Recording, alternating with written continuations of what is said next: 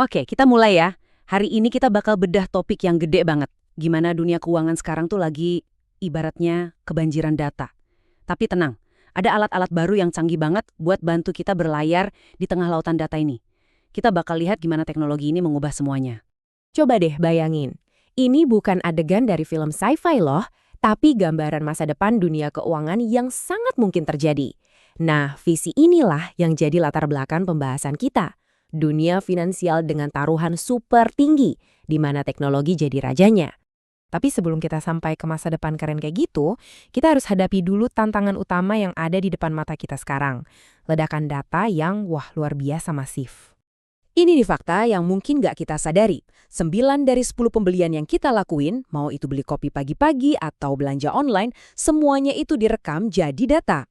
Jadi ya, setiap tindakan kita itu ikut nambahin air ke samudra data yang udah gede banget ini. Coba lihat deh perbedaannya. Kontras banget kan? Dulu data keuangan itu simple, cuma beberapa angka penting aja. Sekarang kita ngomongin tsunami data, terabyte, bahkan petabyte informasi dari satu bursa aja, setiap hari. Setiap pesanan, setiap pembatalan, sampai gambar satelit dan data belanjaan kita, semuanya jadi bagian dari samudra ini. Kutipan ini benar-benar pas banget. Kita tuh bukan lagi cuma ngeliatin data, tapi kita lagi coba berlayar di tengah samudra.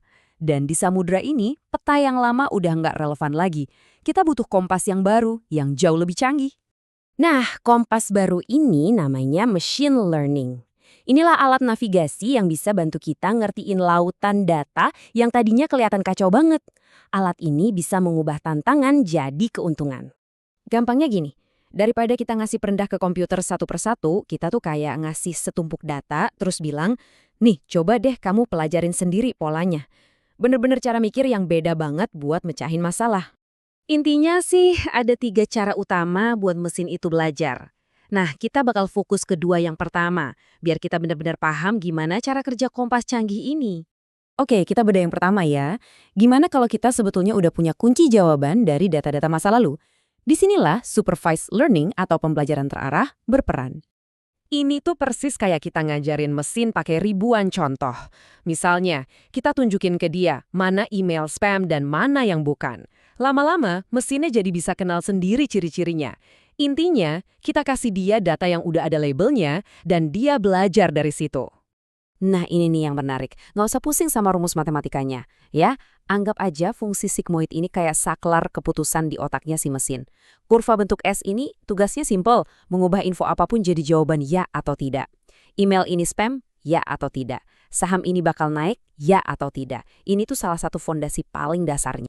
Jadi, setiap kali filter email kamu berhasil misahin email promosi nyebelin ke folder spam, sebenarnya kamu lagi lihat supervised learning beraksi. Teknologi ini udah jadi bagian dari hidup kita sehari-hari loh. Oke, sekarang gimana kalau datanya itu acak banget, nggak ada labelnya sama sekali. Kita bahkan nggak tahu jawaban yang benar itu apa. Nah, disinilah keajaibannya dimulai. Kalau di sini kita nggak ngasih contekan sama sekali. Kita cuma kasih data mentah, terus kita biarin mesinnya jadi detektif. Tugasnya? Ya nemuin sendiri pola atau struktur menarik yang mungkin aja tersembunyi di dalam data itu. Bayangin deh, kamu kasih mesin setumpuk foto keluarga besar yang acak-acakan. Tanpa dikasih tahu siapa nama orangnya, mesinnya mungkin bakal mulai ngelompokin foto-foto itu berdasarkan wajah yang mirip atau lokasi yang sama. Dia nemuin pengelompokan alami dalam data. Nah, itulah intinya unsupervised learning. Dan gambar ini nunjukinnya pas banget. Di sebelah kiri, kita punya data yang berisik banget, kabur gitu.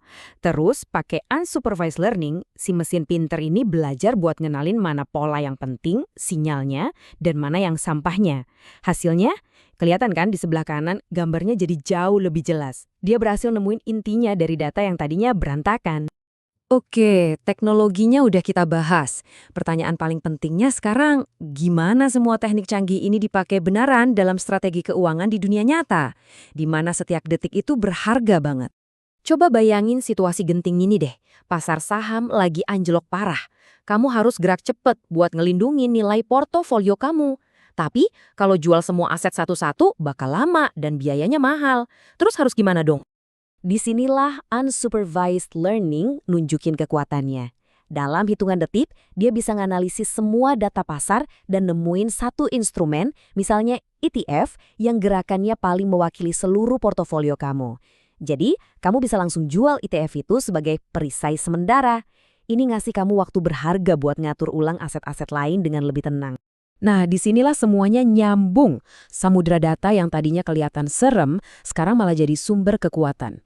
Dengan kompas machine learning yang tepat, seorang investor bisa menavigasi pasar yang bergejolak dengan kecepatan dan ketepatan yang mustahil kalau cuma ngandelin manusia aja.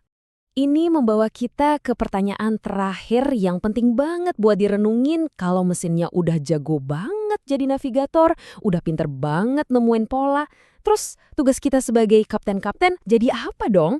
Mungkin peran kita geser ya, bukan lagi jadi orang yang ngulik data, tapi jadi ahli strategi yang ngambil keputusan final. Dan jawaban dari pertanyaan itulah yang bakal nentuin wajah dunia keuangan di masa depan.